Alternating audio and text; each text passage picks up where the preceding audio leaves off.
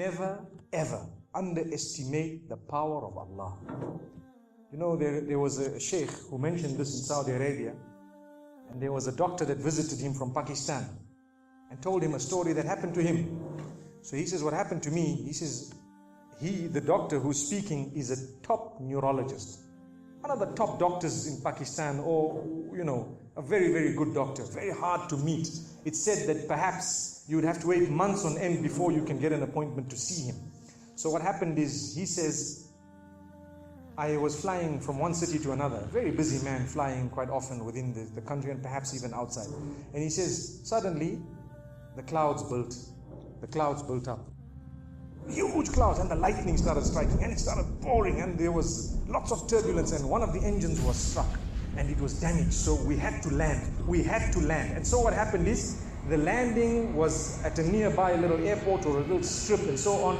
And when they landed there, it was a remote area. How are you going to repair this aircraft? A few people who were on it, it was a small plane, they were, quite surprised because they landed it in such a remote place. No one's there to repair it. They would have to wait, definitely. So the doctor asks the captain or the pilot that, you know what, how long are you going to be? He says, no, we're going to be quite long. Well, I need to get to that area. Look, he says, it's just a 3-hour drive by vehicle. So why don't you just go by road? And you know, you can go there and get there. He says, okay, good idea, because this is going to take long. So he decides to go on one of the try-shows, you know, in Pakistan, one of the areas, wherever it was, and he jumped in. And as they started progressing, the clouds built again.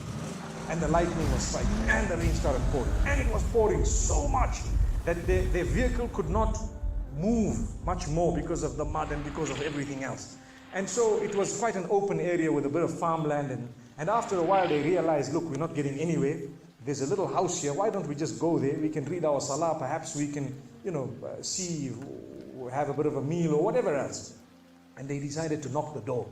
Strange people, strange land, far off, out in the rurals.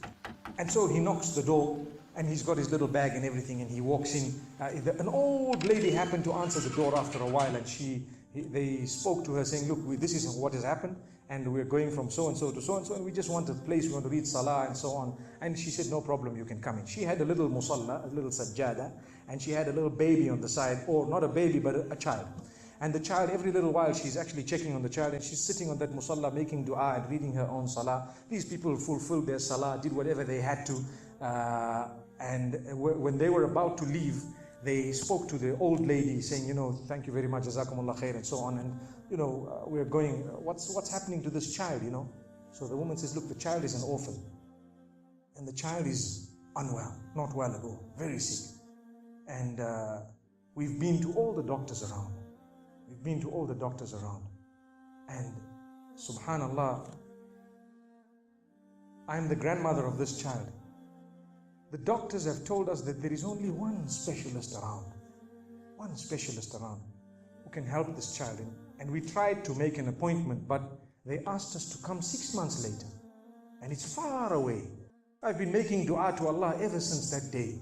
Ya Allah, make it easy for us. Child is sick. Make it easy for us, Ya Allah. So the man says, what's the name of that specialist? So the granny says, it's Dr. Ishan. Immediately this doctor burst into tears. Straight away, he burst into tears.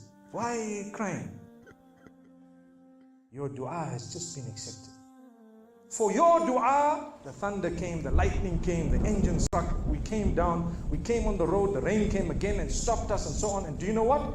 The rain only stopped after the question was asked. Now it happened. And now the woman starts crying. Subhanallah. And the doctor himself is telling the story, saying, that was me. It happened to me, he says. And he says, I learned that Allah's armies are beyond limits. Allah uses whatever He wants to get what He wants done. It's over.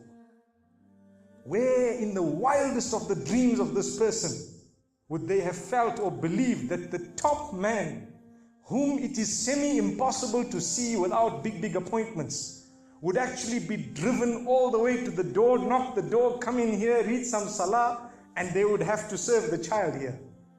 Amazing. Wallahi, it brings tears to the eyes. But the reason I share it with you, every one of us has needs for Allah subhanahu wa ta'ala. Just keep calling. Just have yaqeen.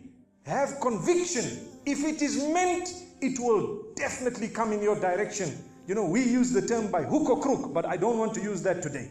I want to tell you, by the mercy and power of Allah subhanahu wa ta'ala, it will happen, it will come to pass. May Allah subhanahu wa ta'ala bless us. May He open our doors. May He grant us all shifa. And may He make us firm believers that for Him, nothing is impossible.